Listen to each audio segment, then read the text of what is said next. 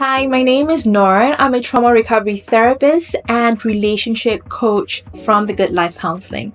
So the work that I do revolves around helping individuals heal from heartbreak, abandonment, and rejection issues. Looking back, I realized as a kid, I was like this good girl sort of kid, where I did what other people wanted me to do. I did not get into trouble. I was literally a good kid, right? Finished primary school, went on to secondary school, JC, university, got my first job. So everything was just like going according to plan and according to how society tends to want many individuals to kind of go through, right? Finish school, get your first job, and then, start a family, that sort of thing. So I felt like that was how my life was actually moving through. But what really kind of spoke to me was, after going through my first job, towards the end of it, I started to feel differently about the job that I was in. It's this feeling of the dread of wanting to go to work. That job that I was in, it wasn't sparking joy. It wasn't really speaking to me anymore. And at that point in my life, I was still young, right? I've got years ahead of me. I can either stay with what is known, which is right now me feeling unhappy, unfulfilled, or go into the unknown, which is completely scary. But there is that possibility of finding and connecting with something that will truly bring me joy, that truly will connect me to Nur. At that point in time, I didn't know what Nur wanted to do. All I knew was that I did not want to continue in that path. And I think that even though I had a lot of fear of this job is stable, it pays good money, but that stability wasn't giving me joy. So that fear of staying the same, after a while, I'm I had enough of just staying here. It's time to take this leap of faith. So I did that, quit my job, went on this self-discovery journey of finding out who I wanted to be. And I was so lost, but what I did was just to kind of trust in that process that this is bringing me somewhere. So I joined workshops, I went for different certifications and just trying to see what really worked out. And I'm thankful for the people that I met along the way in my journey. That led me to this place today, this calling of wanting to help people, because I see through this journey of healing that part of me, that good girl, that part that felt there's supposed to be something more to life, I saw that she deserved something better. I think it had a lot to do also with the growing up years in school. I remember those experiences where my teachers would punish me a lot in those times that I did not bring a textbook, I did not bring my PE shirt. So there was a lot of punishment going on. I think, as a therapist today, I now understand, right? A lot of what you experience as a child, it molds you as a person growing up as well. You see what happens if you get punished a lot on the things that you're not supposed to do, if you do not live up to, for example, your teacher's expectations. As a child, you learn that in order to not get punished, in order to be accepted, to be okay, you learn how to comply. You learn how to follow the rules because you don't want to get hurt. You don't want to be humiliated in front of your classmates. So you've learned to just be a good girl and to submit. I think a lot of individuals, they still deal with this shame inside, especially if however they're living life today, it deviates from how societal norms have, defined them to live life. For example, a very common example is, being in a relationship, right? A lot of us tend to have this stigma around being single. We see ourselves as less than because we're not in a relationship, because we're not married, because we do not have kids. There's a lot of these internal life scripts and the narratives that we live by that actually carry a lot of shame to it. One of it was definitely due to my personal experience of going through my personal struggles and realizing that I was lost, not knowing who to seek out, what sort of resources out there. One of the things that also helped, other than going for workshops, was going through my own personal therapy. I think without the help of my therapist, I would probably be so lost in figuring out what I was going through. I mean, I had friends around who were supportive, right? I know they loved me and cared for me, but what I realized that friend support and therapist support is completely different, right? As a therapist, they are in a position where, they are like the neutral party, right? There's no emotional attachment or enmeshment to it.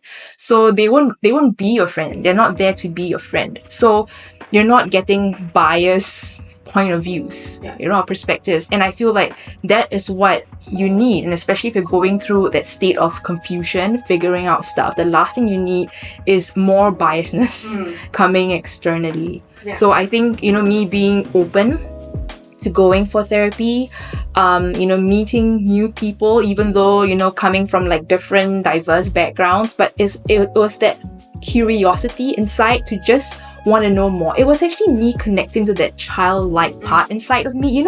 As a kid, you have this curiosity to want to know more. You ask, why this, why that, what's this, what's that?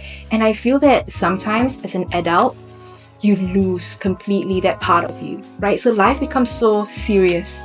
It's all too serious, right? You lose the color of life. And I think that's part of this process of reparenting ourselves, of going within to rebuild and nurture this relationship with ourselves. It's about connecting to these parts inside that we've lost along the way because of certain experiences, because of certain conditioning that we've been exposed to in the past. I mean, I think one of the things they were like, can you make money out of it? Right? Because I think when it comes to the profession of being a counselor and therapist, I think especially in the local context, a lot of counselors and therapists, they are being underpaid and they expect to be so much, to their clients and contribute so much to the society.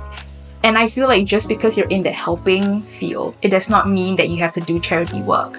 You spend a lot of money, getting your degree, your master's.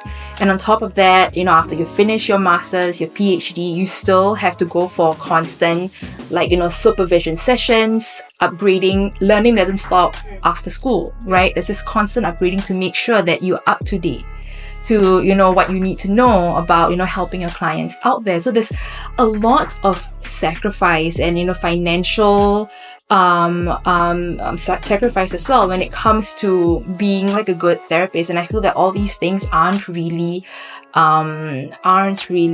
looked at. They aren't really acknowledged by a lot of people. So one of it, it's the monetary aspect. Can you make money out of it? I think the second thing that I got was are you doing it just because you're obsessed about trying to reconcile something in your past? And I'm I don't know, maybe I have no idea, right? Maybe right now it might just be that part of me that is desperate to want to reconcile what I couldn't in the past. It could be that, but I think regardless of whether it was that reason or whatever reason, it has brought me to this very fulfilling, meaningful path. Yeah. So I think it took me a while to be able to kind of convince my family that, hey, I'm doing this because it's really coming from a place of my heart. Wanting to help other people out there, and through helping other people out there, I helped me. I healed me. Every time a client walks into the session, when I hear their stories, it humbles me as a therapist. Not everybody would have this opportunity to just quit their job, their full-time job, and especially if you have obligations, loans to pay, a family to support. So it's totally understandable, right? I feel that you need to also it is important to look at it from a practical aspect, right? If right now you are in a place where you're not happy with a job, it's important to recognize that. Don't deny that you're not unhappy, right? I think the more you deny, the more you prevent yourself from really taking a look at what's going on and to take the necessary steps to start somewhere. So first, acknowledge your unhappiness. You're not happy right now. And number two, what are the small ways, right? It need not be big things like quitting the job and just, going on this self-discovery journey. It could be in small ways that you can actually make that change. So, I know of some people where they still are in that full-time job, but they start their side hustle of small little projects that can help them to connect with what makes their soul come alive again, right? So it could be maybe volunteer work that you start off with to see whether is this really something that you want to do, and then take it from there, one step at a time to see where that actually takes you. I feel like a majority part of me, it has evolved from that younger version of me that I once saw. But every now and then, I do still feel her, that good girl that comes in. But I think what I do differently today is that I'm more aware that she exists. I'm more aware when she comes to me, and I'm more aware of the different things I do to relate to her. Previously in the past, I would be so scared of her. I would see her as this annoyance, this frustration of why are you here?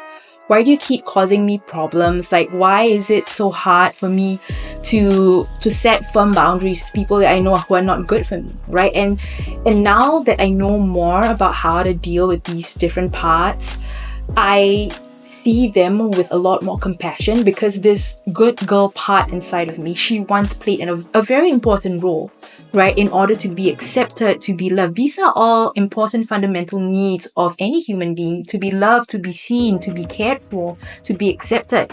And as a human being, you've been primed for survival. So you do whatever it takes in order to meet all those needs. So imagine that little child inside of me. She did not know what she knows now. So she'll just do whatever she knows back then in order to get those needs met. So the Nur today, I feel like I'm able to look at her with a lot more compassion and understanding, to go I understand why you had to be the good girl role.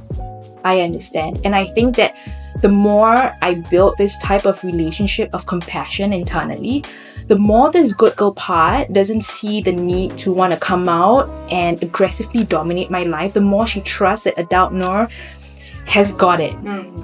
She knows how to figure it out and to kind of go through this big world. It is what creates that authentic connection with her. For me, when I do something, how I know that it is successful for me is when I see it and my heart goes, I'm home. This feels good. This feels safe. And I feel like today, that is what I'm looking for in a lot of things. My experiences, my relationships, is the element of safety. How does my body feel when I'm around this person? How does my body feel when I'm engaged in this experience and activity? So success to me is that safety that I feel here. That's amazing. Thank you so much for being here. I really love hearing your story. Thank you so much for having me. Okay.